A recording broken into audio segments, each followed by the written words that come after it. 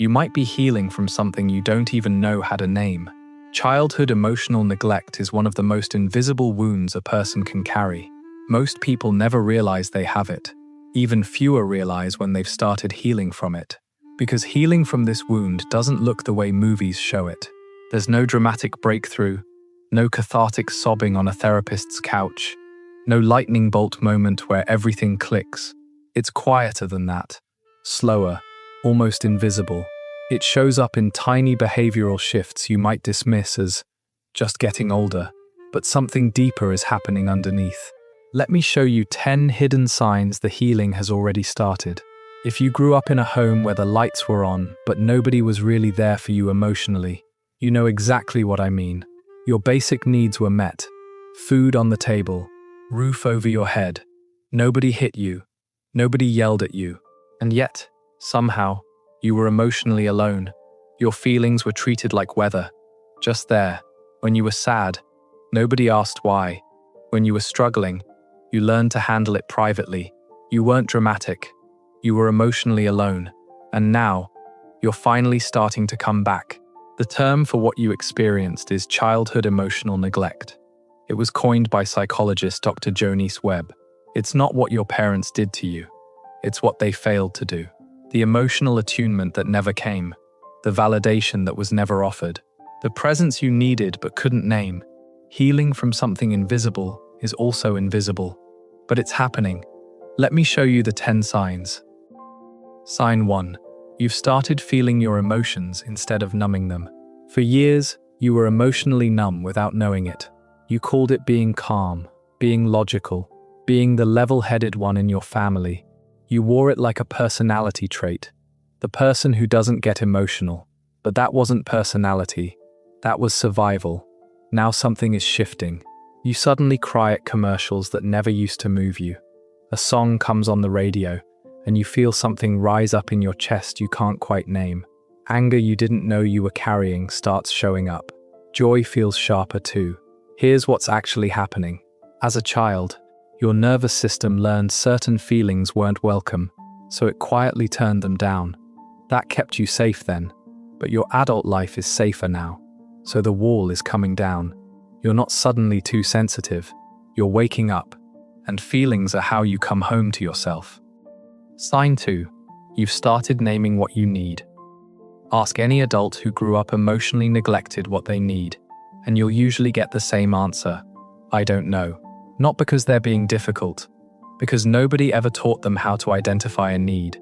Their needs weren't asked about, weren't discussed, weren't treated as important, so they never developed the internal vocabulary. But listen to yourself lately. I need some quiet time. That's a sentence you may not have said 5 years ago. I don't want to go. That's a sentence that would have felt dangerous once. I'd rather stay in tonight. I don't feel like talking about this right now. Small sentences, barely noticeable. But if you'd tried to say them a decade ago, they would have stuck in your throat.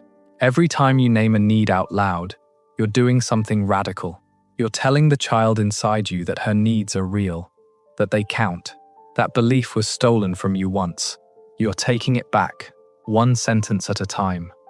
Sign 3. You're setting boundaries without the old guilt. There was a time when saying no felt physically impossible. Not because you didn't want to, because the guilt afterward was so overwhelming that agreeing was easier than living with the aftermath. That's starting to change. You've turned down invitations that would have drained you. You've stepped back from family members whose presence exhausts you. You've said, no thank you, without a 5-minute apology attached. You've stopped answering the phone when you don't have the capacity. And here's the interesting part. The guilt is still there sometimes, but it's smaller, quieter, easier to sit with. That guilt isn't proof you're doing something wrong. It's the sound of an old pattern dying. Because you were trained, decades ago, to feel guilty for having limits. And now you're breaking that training.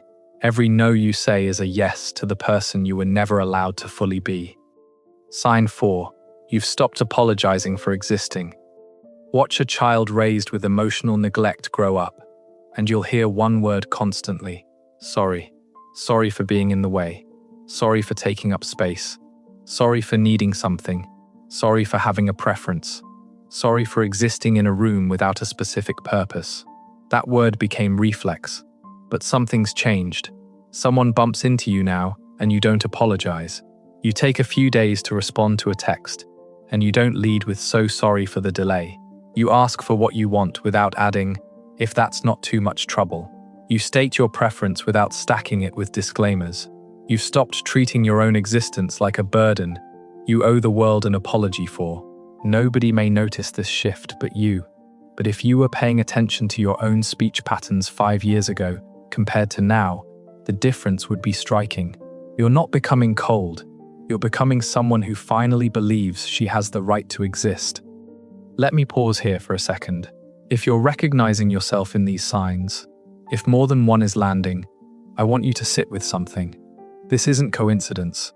This is real healing that's been happening quietly, without anyone naming it for you. You've been doing this work in the background of your life for years, and nobody clapped when it happened, so you didn't realize you were healing at all. Quick note, if this video is putting words to feelings you've carried for a long time, subscribe to the channel. This is exactly the kind of psychology I explore here. The kind that finally explains the parts of you no one else ever noticed. The next 6 signs go even deeper. Sign 5. You've started choosing peace over approval. For most of your life, approval was oxygen. What people thought of you mattered enormously. You dressed a certain way because of it, made career decisions because of it, softened your opinions because of it, filed down the edges of who you actually were, because being liked felt safer than being real. Something's different now. You've started noticing when someone doesn't approve of you, and it stings less than it used to. You've made a decision recently that upset someone in your life, and while it wasn't comfortable, you didn't undo the decision. You've stopped explaining your choices to people who were never going to understand them anyway. Peace has quietly become more valuable to you than applause. Sign 6. You're becoming kinder to your younger self. For most of your life, the harshest person in your head was yourself as a child. You looked back at old photos and cringed. You remembered things you said at 15 and felt embarrassed. You blamed your younger self for being awkward, quiet, uncertain. And underneath that, you carried a quieter belief that if he had been different, smarter, prettier, more likable, maybe he would have been loved the way he needed. So really, the loneliness was his fault. Something is starting to shift. You look at those photos differently now. You see a kid, just a kid, trying to figure out an environment that wasn't giving her what he needed. You catch yourself thinking he was doing his best. You feel a tenderness toward his, instead of judgment. You might even feel grief for what he went through, instead of blame for how he went through it. That grief matters, because for decades, you were her second neglector, carrying on the internal criticism nobody else had to, and now you're stopping. Sign 7. You handle conflict differently now. Adults raised with emotional neglect usually fall into one of 2 camps around conflict. Some avoid it completely. They'll agree to anything, tolerate anything, swallow anything, just to keep the peace. Others do the opposite. They explode, because when emotions weren't allowed to exist calmly as a child, they eventually come out sideways as an adult. Neither of those is you anymore. You can sit across from someone during a hard conversation and not disappear. You can hold your position without collapsing when they push back. You can disagree without needing to win. You can walk away from arguments that aren't going anywhere without carrying guilt about it. You're not shutting down. You're not exploding. You're staying present in difficulty. Here's why that's huge. Healthy conflict requires something you were never given as a child: a stable internal sense of self. Your reactions used to be shaped by fear of being rejected, fear of feeling that old loneliness again. That stability you have now, you built it, without realizing you were building anything. Take a breath here, because by now, you may be realizing that healing isn't loud. It doesn't announce itself. It arrives in behaviors you barely notice, until one day you look back and realize the person you were 5 years ago wouldn't recognize the person you've become. The next 3 signs are the deepest of all. Sign 8. You're attracted to emotionally available people now. For most of your adult life, You were drawn to a very specific type of person. Unavailable, distant, slightly out of reach. There was chemistry there, real chemistry, and you couldn't quite explain why. You thought it was attraction. It was actually recognition. Your nervous system was reaching for something familiar, something that felt like home. That home wasn't safe, but it was known, and your body was trained to want it. Something is shifting. Emotionally available people used to feel boring to you. Now they feel safe. Emotionally distant people used to feel exciting. Now they feel exhausting. You've started noticing when someone is fully present with you, and instead of feeling suffocated by it, you're starting to relax into it. That shift is enormous. It means your nervous system is finally beginning to associate safety with love.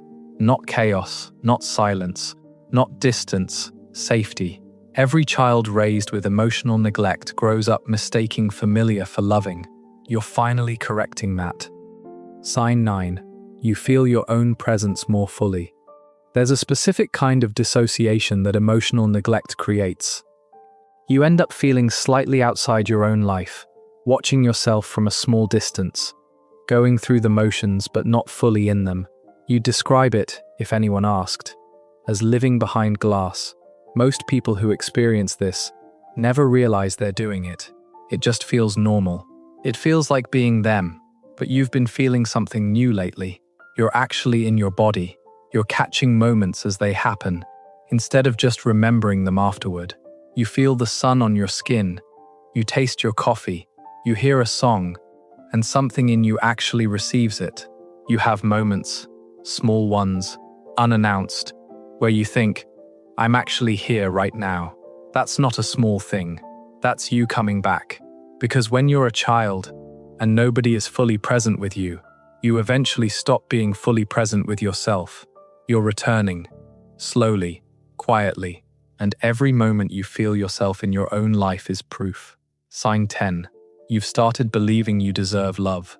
This is the one that ties every other sign together. Somewhere underneath everything you experienced as a child, a belief formed.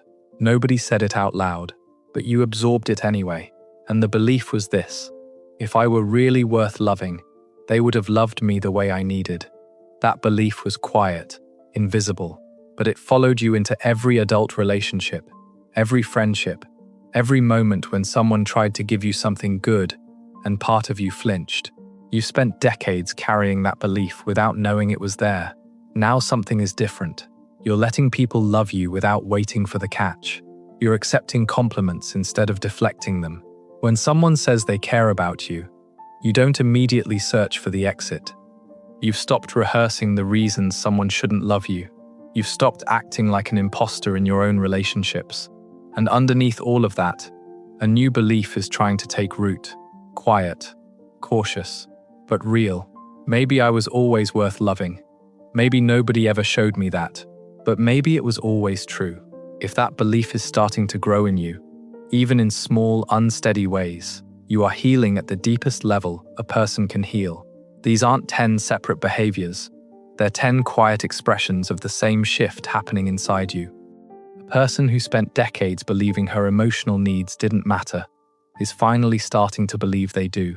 A child who was emotionally alone in a full house is finally becoming a safe place inside her own life.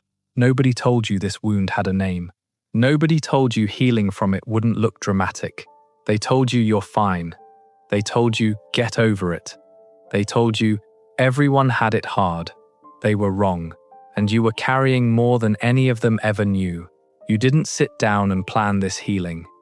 Your nervous system did it slowly, in the background, one behavior at a time.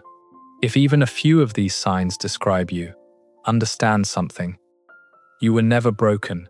You were emotionally alone once, and now, quietly, without applause, you're coming back. Before you go, one question for you. Which of these 10 signs did you recognize in yourself? Comment the number below, or tell me which sign hit you the hardest. I read every single comment, and I'd genuinely love to know which one landed most. Share this video with someone you love, who might be quietly healing without knowing it.